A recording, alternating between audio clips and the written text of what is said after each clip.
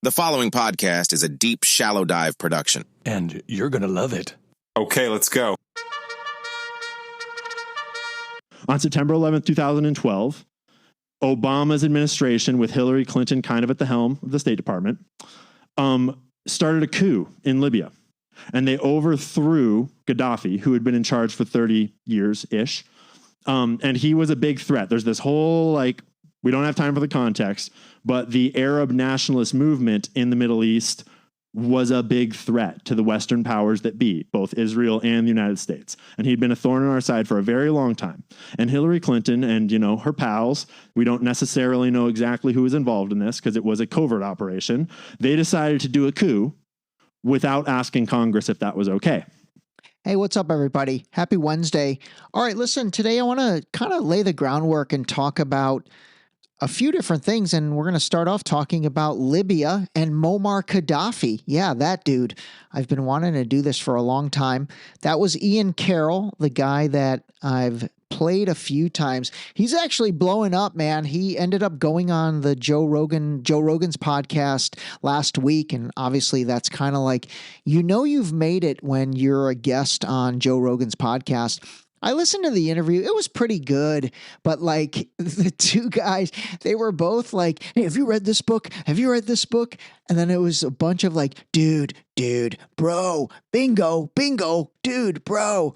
It was a little bit of a funny dialogue between the two of them. I almost felt like they were both so excited to I know Ian was excited to talk with Joe, but Joe even seemed excited. So anyway, they talked about a bunch of things. I mean, they talked about the Epstein files and how that is just completely being stonewalled. I mean, that's pretty insane that for 4 years you had everybody and their mother, especially everybody on, the conservative Trump bandwagon, pounding their chest and pounding the drum for the release of the Epstein files and the Diddy files as well, and all of that. And now all of a sudden, they're in power and his administration is not releasing it. And they're not going to release it, by the way. They're absolutely not going to release it. And if they do, it's going to be a watered down version and there's going to be some sacrificial lambs. I've talked about this before, but the way, the district attorney Pam Bondi is acting, I'm sorry, I mean Attorney General Pam Bondi.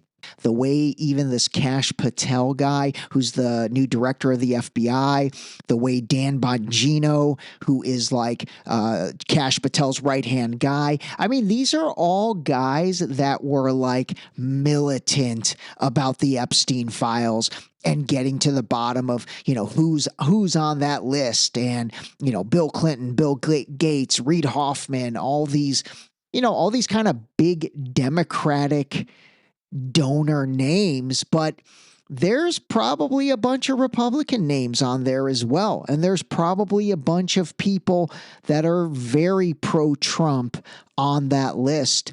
And that's why it's being stonewalled, also because Jeffrey Epstein was absolutely, either hired directly by the Israeli Mossad or that's who he was working for. And that's who fundamentally, he basically was doing all of that blackmail, gathering information from presidents to powerful people in order to have leverage. I mean, that's what that stuff is all about. And the same thing with the Diddy files. I've talked about this before, but I'm going to talk about it again. The Diddy files and the Diddy parties and the freak offs and all those things, those things happen where you have these amazing parties, white parties, all these stars come, people like Tom Brady, Serena Williams, the Kardashians, all these people.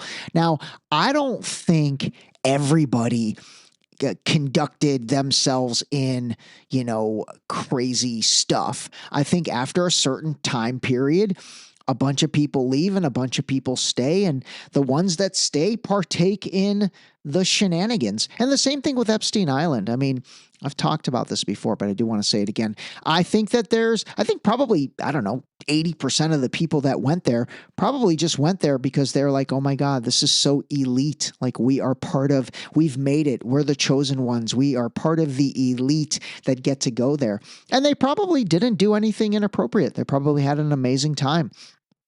But there definitely were some people that were catered to in a different way, and they did do appropriate stuff because they were tempted, and those are the people that they have shit on, they absolutely do. So anyway, why did I talk about the episode? Oh, because of Ian Carroll and Joe Rogan. All right, so they talked about that. It was a decent episode. Ian actually went on another podcast. These guys called the Hodge Twins. It's like these two big black dudes. They're pretty funny, super Republican conservative guys, and it's interesting because you don't see a lot of black guys that outspoken about being Republican and being conservative.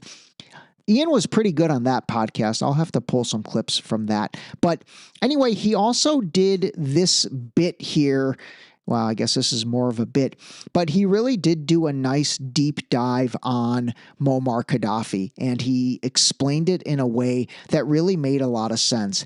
And what I want you to, I guess, just kind of think through and think about and be open to is that, Gaddafi was doing a lot of good things for his country, for Libya, for the Libyan people. Now, as soon as you Google Gaddafi and all that, you're going to get the same fact set that you get for every quote unquote dictator. And you're going to get people that say, oh, he was terrible. He was a brutal dictator. He was all this. He was all that. Now, again, I'm sure there were elements of him that were probably all of those things. Like I said, I don't think any of these people are good people.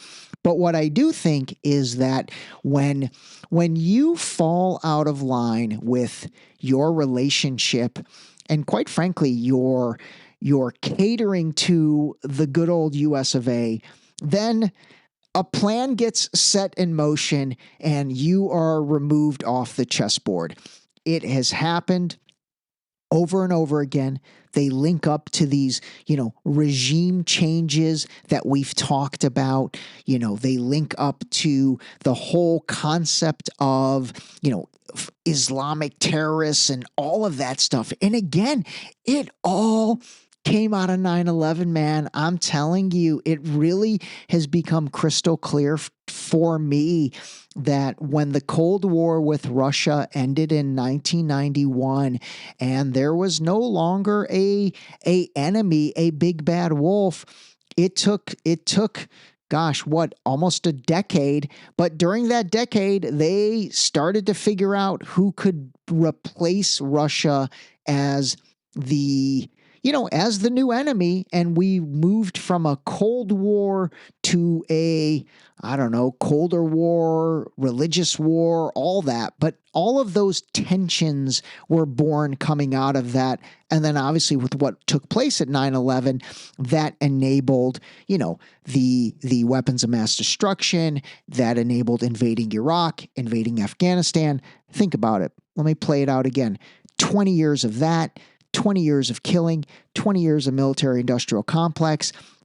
And then by 2021, that well probably dried up. We came out of Afghanistan and we went right into Ukraine. I've said it before, but I really do want to, keep kind of, talking through that scenario because I genuinely believe there's a lot of validity to that. So anyway, okay, let's give this some more listen. And by the way, this whole overthrowing or killing of Muammar Gaddafi, this involves Benghazi and all of that stuff that's linked to Hillary Clinton.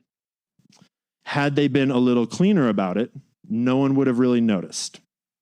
But naturally, when you try to coup an Arab nationalist movement that's been gaining steam for the last 30 years, they retaliate. And Gaddafi loyalists stormed a U.S. government compound in Benghazi and wound up killing 4 Americans through 2 different kind of conflicts there. By the way, another reason I want to talk about this is I haven't talked about what's happening in Syria, but if you paid attention over the weekend, there was basically another kind of revolution, not a revolution, but the guy they put in power when they overthrew Assad in Syria a couple months ago. I think we talked about that a little bit, but that guy was like a former Al Qaeda or ISIS dude that they basically paid as the actor to pretty much overthrow the Assad regime. And that's what happened. And then over the weekend, that guy started killing Christians in Syria. I'm going to talk about that separately because I do have a theory on why that is happening. But that kind of made me want to sort of talk about Muammar Gaddafi today, because I think it does make sense to kind of, again, understand another situation where basically a Middle Eastern country was kind of, disrupted and thrown into turmoil. And by the way, from everything I hear, Libya, since he was assassinated in 2011, is still a mess. So think about it. 15 years later, I think the country, actually, I know the country's still a mess. So I'm going to try to take this and make it easy. So remember, Benghazi is a city in eastern Libya, and it's located along the Mediterranean coast. It's the second largest city in the country, and it was the key hub for when basically Hillary Clinton convinced Obama to pretty much assassinate Gaddafi. And when that process started, one of the things that initially happened was the Gaddafi, I guess, loyalists, they stormed this building or the U.S. Embassy, and I believe 4 Americans were killed. It got very messy. It got very international. It hit the news very hard. And it was a huge scandal because we weren't supposed to be there. There was no authorization for a military operation there. There's no authorization for a coup. And so this was an example of a covert operation that went public. Again, this is important because, remember, this is not like a Congress authorized operation, okay? For the United States to go technically to war, it's got to be authorized by Congress. I think a lot of times the president initiates it, but Congress has to approve that. So this is all the, backdoor stuff. This is like, what do you call it? I mean, Jack Ryan, where do you think they get all these shows? Jack Ryan, Jason Bourne, I'm sure Tom Cruise played these characters. Who else? I'm going to rewatch Homeland. If any of you guys have watched Homeland, that is a great series with Claire Danes. That's excellent.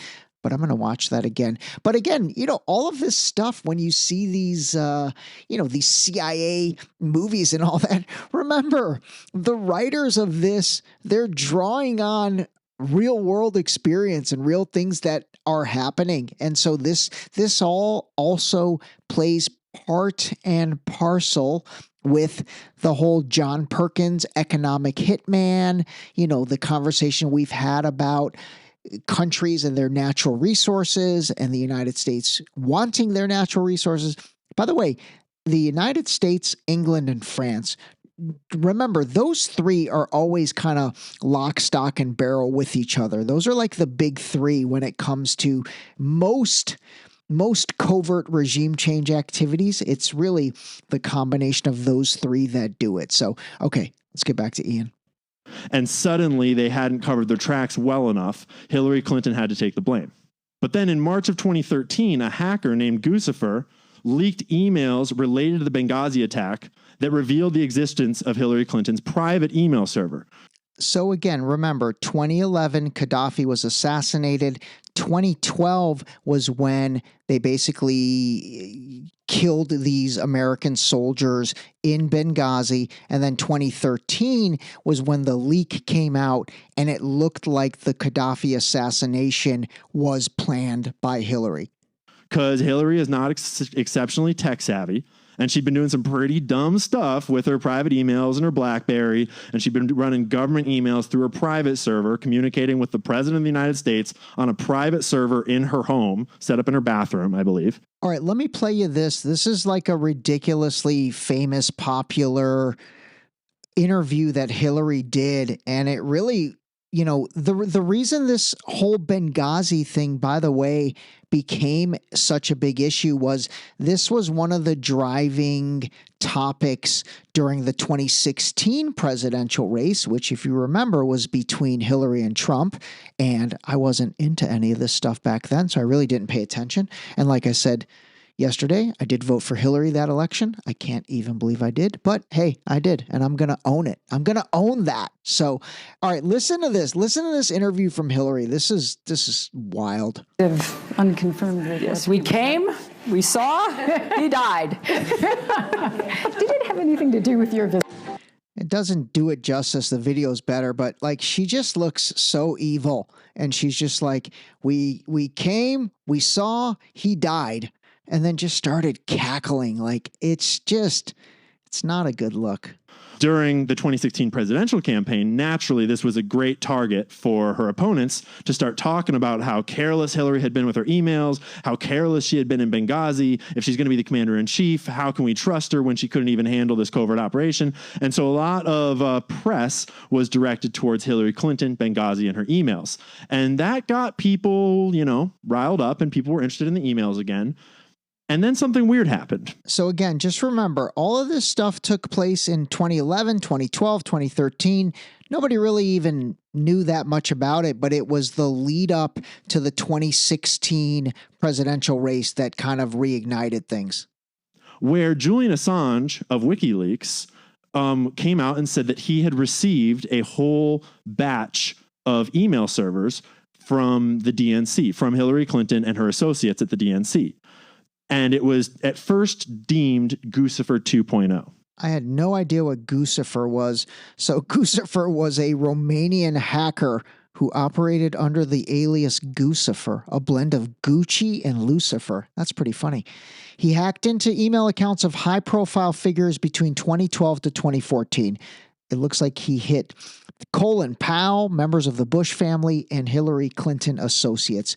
Okay, so it looks like when this whole Benghazi email servers got dumped to Julian Assange, they thought it was a hacker, but it ended up being somebody that worked for Hillary Clinton in the DNC. His name is Seth Rich. Okay. And somewhere along the lines, people realized that it seemed a lot like this Democrat staffer from the DNC, Seth Rich, who mysteriously died shortly after. It seemed like he might have had something to do with it. And the mainstream media scrambled as hard as they could to smear that and to call that a conspiracy theory and Russian disinformation. And to this day, that is the official line. So this is wild. So this guy, Seth Rich, some of you who are into this stuff, I'm sure you know who this is, but he basically was like this young guy that worked for Hillary, and pretty much, according to Julian Assange, by the way, who I totally believe over anybody for that matter, Julian Assange said that Seth Rich was the source for all of those emails on that private server of Hillary's that got uploaded or sent to WikiLeaks, okay? It was Seth Rich, basically. And again, there's been a lot of speculation of like, well, why would Seth Rich do that? He probably did it because he didn't like what he knew about Hillary Clinton. And here she is up for becoming the president of the United States in 2016. She garnered my vote.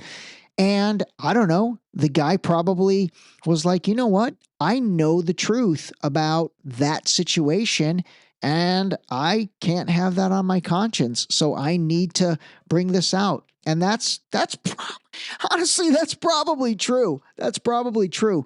And so Seth Rich was shot twice in the back near his home in Washington, D.C. His wallet, phone, and watch were not taken, which fueled suspicions it wasn't a robbery. DC police ruled it a robbery gone wrong. No suspects have ever been arrested. How could it be a robbery if they didn't take his wallet, phone, or watch?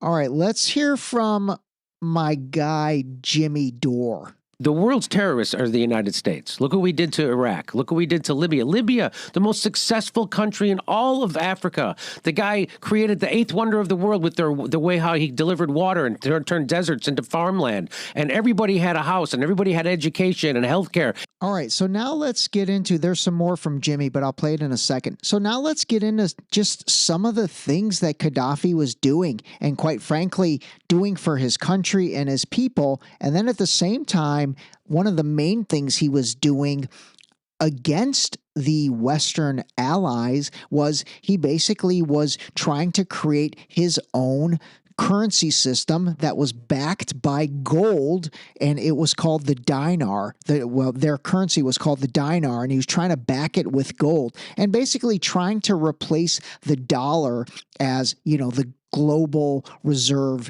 currency.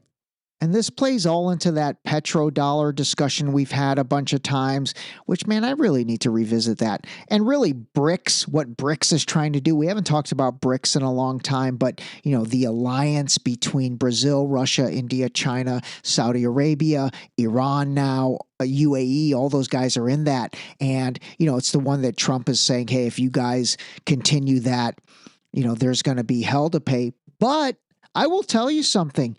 Don't be surprised if Trump basically turns his back on Europe and maybe Canada. How crazy would this be? What if Trump decides to join BRICS? Like, what if Trump decides, I no longer want to be allied with the European countries and Canada? And who knows, maybe for commerce purposes and all of that, he really goes for a stronger relationship with Brazil, Russia, China. I know that sounds crazy, but I think that's plausible. I genuinely do. And Israel is going to come along for the ride on that. Now, what is interesting is obviously Iran is also part of BRICS. And I do think there is a deep divide between Israel and Iran right now. So I don't know how that would coexist. But I'll tell you something. You want to know what Trump's, no pun intended, well, sort of pun intended, what Trump's religion and conflict more than anything? Money. Dollar bills, man. If everything lines up financially for these countries, entities, people, especially the leaders of these entities. And when I say money, I'm not talking about a few grand here and there. This is like billions, if not trillions of dollars. They'll patch up their political and religious differences in a second if it means mutually beneficial financial interests. Okay, give this a listen. This is actually a really good summary clip this guy put together. The dark motives behind the assassination of Gaddafi. Gaddafi had been in power for over 4 decades, and he was also known for his attempts to unite Africa and promote a Pan-African identity. This was a threat to Western powers who sought to maintain their control over African resources and markets. In addition, Gaddafi had proposed creating a new currency for Africa based on gold, which would have challenged the dominance of the US dollar. In 2011, a NATO-led coalition launched a military intervention in Libya, claiming to support pro-democracy rebels. However, evidence suggests that the real motive was to remove Gaddafi from power and prevent his Pan-African ambitions from becoming a reality. Gaddafi was eventually captured and killed by rebel forces, and his death was celebrated by Western media as a triumph for democracy. However, the true motives behind his assassination reveal a darker side of geopolitics. By the way, the beginning of that started out with and the killing in 2011 of him. It was another NATO-driven operation. Remember NATO? Remember our buddies NATO? And how we've talked about the potential, it's up to you if you want to believe it or not, but the Russian-Ukrainian conflict being driven by, NATO's expansion and desire for expansion. And again, when you talk about NATO, yes, there are 32 countries now in NATO, but it's primarily, the big 3, big 5, United States, France, England. I think Germany probably is a little bit more of a role there, Canada. But again, fundamentally, I'm telling you, the three power players are the United States, England, and France. All right, let me play for you this clip, which talks a little more about the incredible things that Gaddafi was doing. And one of the things was he built this like unbelievable like aqueduct to basically bring water and, enable a desert area to become farmland. And it literally was known as like the eighth wonder of the world because it was such a, I guess, just masterpiece when it came to engineering. But it really was his desire to basically bring this dinar and again challenge the US dollar. I think that's where that's the red line for the United States. Don't mess with the dollar. I actually tried to do that in I think my sophomore or junior year in college. We had a party called the Anything for a Buck Party. It was with my favorite sorority, the Delta Zetas. I know some DZs are listening. You're not going to get individual call-outs, but you'll get a collective call-out. You know who you are. And so we had this party called Anything for a Buck. It was amazing. Where literally it was like anything for a buck. Kind of got wild. Thank God there was no social media back then. Oh my goodness. And myself and my main man, Bradford Hershey, I ended up creating fake dollar bills with our picture on it, along with a few other things. But yeah, so we tried to do that. Thank God the CIA didn't find out about it, or they would have taken us out with anything for a buck dollars. Specifically, Gaddafi's plan to introduce the gold dinar, a single African currency made from gold, a true sharing of the wealth. It's one of these things that you have to plan almost in secret, because as soon as you say you're going to change over from the dollar to something else, you're going to be targeted. There were two conferences on this, one in 96 and another one in the year 2000, called the World Mataba Conference, organized by Gaddafi. And everybody was interested.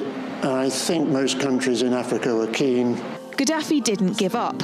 In the months leading up to the military intervention, he called on African and Muslim nations to join together to create this new currency that would rival the dollar and euro. They would sell oil and other resources around the world only for gold dinars. I know this stuff is complicated. I really do. And again, I'm trying to disseminate it in small bites. But, what she said really is true. And I think that probably, it sounds like he started to try and make this happen in 1996 and then again in 2000. Now, that's interesting that it happened. That second time was 2000, because obviously then you had 2001. I never really thought Libya was part of kind of what took place in 2001 with 9/11. But, maybe it was. Maybe that was also done to sort of say, hey, Gaddafi, you're next. Because again, from there, we went into Iraq and Afghanistan. And, I don't know. I'll have to do some more research to see maybe what the ties of 9/11 were with Libya.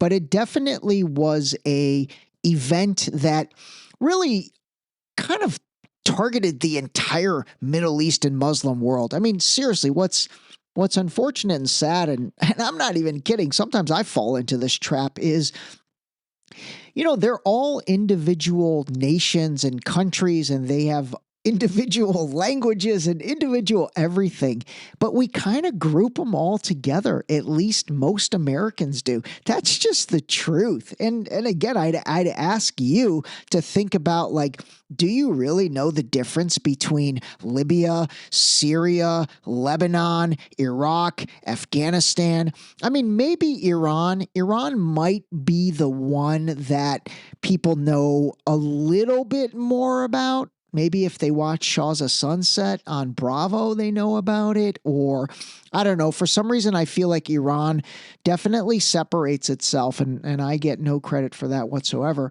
But all those other countries collectively, I mean, seriously, you probably don't know much of a difference, or you don't know what the differences are. And again, I've fallen into that prior to kind of, I guess, this journey of truth that I've been on. But it also causes you to think of them as a collective. You know what I mean? And now that I'm, again, talking this out loud with Gaddafi looking to do that in 2000, maybe 2001 and 9/11 in 2001 happened partly, or I don't know, maybe in a bigger way because of that. Like that unification of those Muslim world countries, those Arab nations, in order to collectively be able to challenge the dollar with the dinar. Huh. You know, lately I've been like talking out loud during recording. I actually like it. Maybe we'll uncover things on our own collectively, and like we'll have epiphanies as we talk. All right. Anyway, there's that. You know, there's a little more from Jimmy Dore I want to play, so I'm going to repeat that first like 20 seconds that he said, and then let the rest of it play. And by the way, this was when Jimmy Dore was on Joe Rogan. Rogan loves Jimmy Dore. The world's terrorists are the United States. Look what we did to Iraq. Look what we did to Libya. Libya, the most successful country in all of Africa. The guy created the eighth wonder of the world with the way how he delivered water and turned deserts into farmland. And everybody had a house, and everybody had education and healthcare. And we turned it into a failed state run by terrorists with open slave markets. Who did that? Barack Obama and Hillary Clinton did that. And they'll never have to pay a price for that. Barack Obama, the most they'll do is go, "Yep, that was a mistake." Now, why did they get rid of Gaddafi? Because he was going to start a currency of Africa that was going to compete with the U.S. dollar and the euro. And they can't have that because the way the United States controls the world is because the United States dollar is the reserve currency of the world. So that's why they can put sanctions on all these countries. And so what they're doing, which they shouldn't do, they're weaponizing the U.S. dollar. And so like when countries want to trade with each other, they have to go take their currency, change it into U.S. dollars so they can trade. All right, I forgot he gets into a little bit more of this stuff. I think he's going to talk about the petrodollar as well. But again, this is where the power of the United States has emerged from. And by the way, that power started in, I think, 1972, and it was Richard Nixon that really did that. I'm researching Richard Nixon because I think there's so much more to that story, and I think Watergate was just a complete hoax and a complete setup. I really do. I think they needed Nixon out of power. I'm trying to figure out why, but Nixon probably should, he won't, but he probably should go down as the greatest president ever. I'm not even kidding. And it's because he created the petrodollar. And if it wasn't for the petrodollar, the U.S. would not have the stranglehold that it has on the world since the 70s. And it was a lot of it was based on the petrodollar, which, by the way, Saudi Arabia just quit. They didn't renew it. I don't know if you heard about that. Yeah, I did hear about that. So, and all of a sudden, CBS News is starting to do news stories about how Saudi Arabia was involved in 9/11. All of a sudden. By the way, this interview was like 6 months ago, and he's totally right. Like, I'm sure you don't remember, but there all of a sudden was all these stories coming out from CBS, and man, I'm going to turn into Trump for a second, the fake news, where they were starting to link Saudi Arabia to 9/11. And it was because Saudi Arabia, again, joined BRICS with Iran, I think Ethiopia, and another country. They were that second set of countries, and we talked about it way back when, that basically decided to join BRICS. By the way, Saudi Arabia, they're like a double-headed coin. You know, they just, how do I want to put this? They're like, they don't care about any loyalty, and they're kind of a snake in the grass. Like, they'll just go to where it suits them best. I don't know. Can you blame them? I mean, I think you kind of can, but then again, they're looking out for themselves. So anyway, he's right about that. But since then, I think things have settled down. And supposedly they did not renew the petrodollar arrangement, but you don't hear anything about that. So I'll do a deep dive and try to figure out what really took place with that. But he's right. The 9/11 Saudi Arabia connection, it basically was in response to them either threatening on not renewing the petrodollar deal or actually not renewing it. And again, they wanted to generate bad press and bad PR for Saudi Arabia. Probably in case they wanted to do any type of military intervention. Seriously, think about that. It's like, hey, let's link the Saudis to 9/11 just in case we need to kind of go over there and ruffle some feathers, because if we get the American people pissed off that those guys were the ones behind 9/11, then it'll justify it. I am not even kidding. 24 years later, all of a sudden, oh, you know what? Turns out there was something happened with it. And they're like, you mean 2 weeks after they decided to not renew the petrodollar? Now CBS News is allowed to talk about that and investigate it, which when I talked about it, got demonetized. But anyway, that's why, because Gaddafi was doing that. He was going to set up a currency for all of Africa, and it was going to be based on, have a gold standard. And so they're like, no, you're not. All right. I really do think that's what got him killed. I mean, obviously they must have, in 2011 or leading up to that, they must have started to get really serious about, the challenge of the petrodollar through the dinar. And anyway, that's when he got taken out. All right, listen, I hope this was informative and you learned something. I learned something. And again, I know this stuff is complicated. I really do. But hopefully, here's the main takeaway. If the only takeaway you have from this is just know that everything we've been told and everything we've thought over the past, literally our entire lifetimes, there might be another side to that story. There really might be a different side to that story, or at least there might be more to that story. So in this case, the more is, was Gaddafi really that bad? Was he really this awful dictator?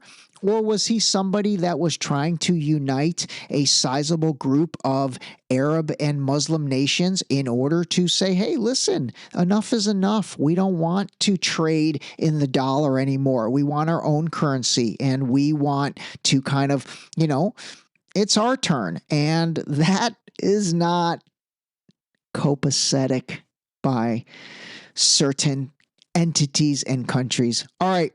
Hope you liked it. Call a spade a spade. That was a great way to end it. This episode was brought to you by the new book, Deep Shallow Dive Into You, available now on Amazon and Barnes & Noble in hardcover and paperback. Don't forget to sign up for our new mailing list on our website at deepshallowdive.com.